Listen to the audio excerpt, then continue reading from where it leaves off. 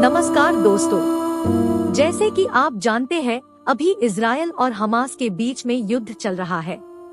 कई देशों ने इस मामले पर इजरायल का सपोर्ट किया है, तो बहुत से इस्लामी देशों ने फिलिस्तीन का सपोर्ट किया हुआ है। विश्व के अधिकतर देश शांति अमन कायम करने के लिए इजरायल पर दबाव बना रहा है, लेकिन इजरायल के प्रधानमंत्री बेंजामिन नेतन्याहू किसी का नहीं सुन रहा। अमेरिका के समर्थन पर गाजा को खंडहर बनाने पर तुले नेतन्याहू को जर्मन के क्रूर शासक हिटलर से भी तुलना किए जाने लगा है। चलिए वर्तमान के समय में दुनिया में चर्चा का केंद्र बने हुए इजरायल के प्रधानमंत्री नेतन्याहू को जानते हैं। आज इस वीडियो में जानते हैं कि दुनिया के शक्तिशाली राष्ट्र प्रमुख में से एक इजरायल के प्रधानमंत्री नेतन्याहू कौन है।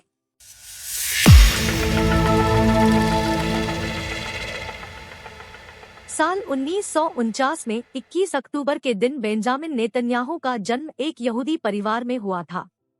इनका जन्म इजराइल के तेल अवीव शहर में हुआ था।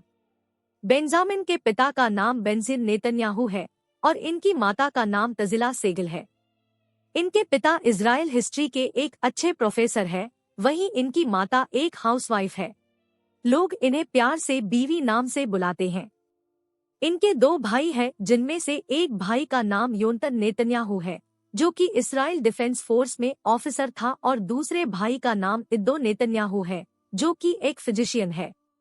1976 में नेतन्याहू के बड़े भाई योनातन नेतन्याहू की हत्या कर दी गई। योनातन कमांडर थे और आतंकवाद विरोधी बंधक बचाव मिशन ऑपरेशन थंडरबोल्ट के दौरान उनकी मृत्यु हो गई।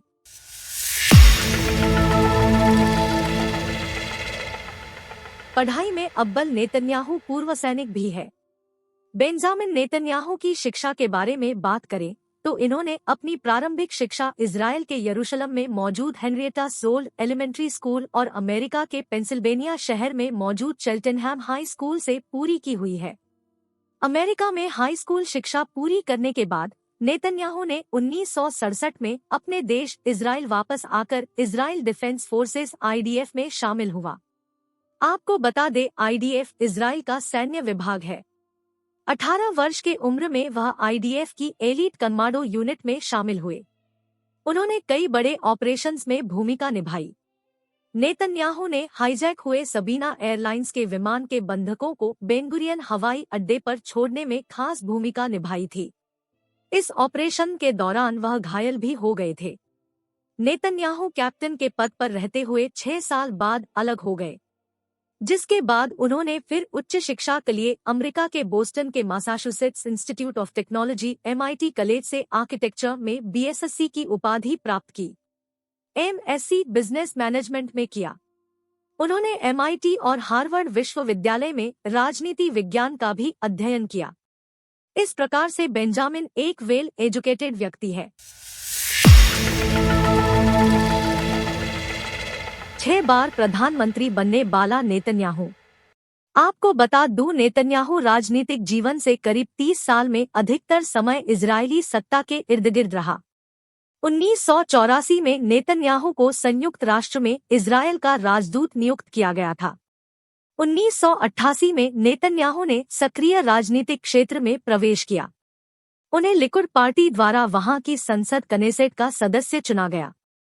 पिछली दफा नेतन्याहू ने 2022 में हुए चुनाव में 6ठी बार प्रधानमंत्री बनने में कामयाब रहा। नेतन्याहू लिकुड पार्टी के अध्यक्ष भी हैं। वे साल 2009 से अब तक इजराइल के प्रधानमंत्री हैं। इससे पहले वह पहली बार 1996 से 1999 तक प्रधानमंत्री बने थे। 1999 में हुआ चुनाव में उन्हें पराजय का सामना करना पड़ा। चुनाव में हार के बाद वह इजराइल की उच्च तकनीकी कंपनी के काम किया।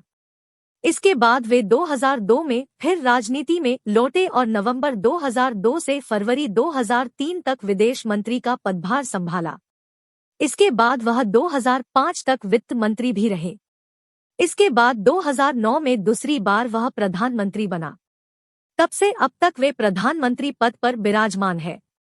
2013 में तीसरी बार, 2015 में चौथी बार, 2020 में पांचवी बार, 2022 से अब तक वह 6वीं बार प्रधानमंत्री है। भ्रष्टाचार के आरोपी नेतन्याहू। सन 2017 से नेतन्याहू पर धोखाधड़ी, विश्वास का उल्लंघन और रिश्वत से जुड़े आरोप लगा है। प्रधानमंत्री नेतन्याहू पर भ्रष्टाचार के आरोप लगने के बाद इजरायलियों ने 30 जुलाई 2020 को यरूशलेम में आधिकारिक आवास के बाहर उनके खिलाफ विरोध प्रदर्शन किया। 13 फरवरी 2018 को इजरायली पुलिस ने सिफारिश की कि नेतन्याहू पर भ्रष्टाचार का आरोप लगाया जाए। पुलिस के एक बयान के अनुसार प्रधानमंत्री नेतन्याहू को दोषी ठहराने के लिए पर्याप्त सबूत मौजूद हैं। नेतन्याहू ने जवाब दिया कि आरोप निराधार है और वह प्रधानमंत्री बने रहें। 28 फरवरी 2019 को इजरायली अटॉर्नी जनरल ने रिश्वत और धोखाधड़ी के आरोपों पर नेतन्याहू के खिलाफ अभियोग दायर करने के अपने इरादे की घोषणा की। नेतन्याहू को दोषी ठहराया जाता है तो उन्हें रिश्वतखोरी के लिए 10 साल तक की जेल और धोखाधड़ी और विश्वासघात के लिए अधिकतम 3 साल की जेल हो सकती है।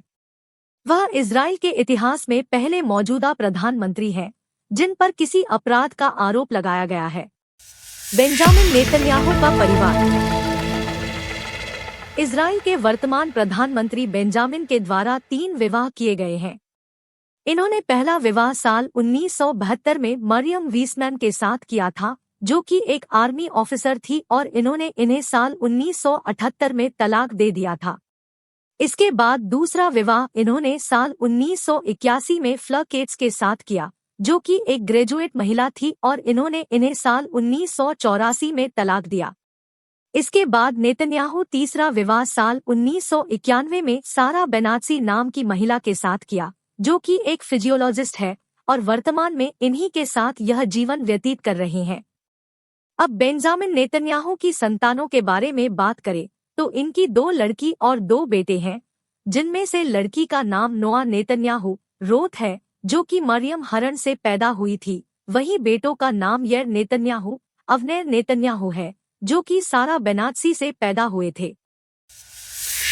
कई किताबें लिखी नेतन्याहू। नेतन्याहू ने हिब्रू और अंग्रेजी में कई किताबें लिखी हैं, जिनमें से कुछ किताबें रूसी, फ्रेंच, अरबी, जापानी और अन्य भाषाओं में अनुवादित की गई है।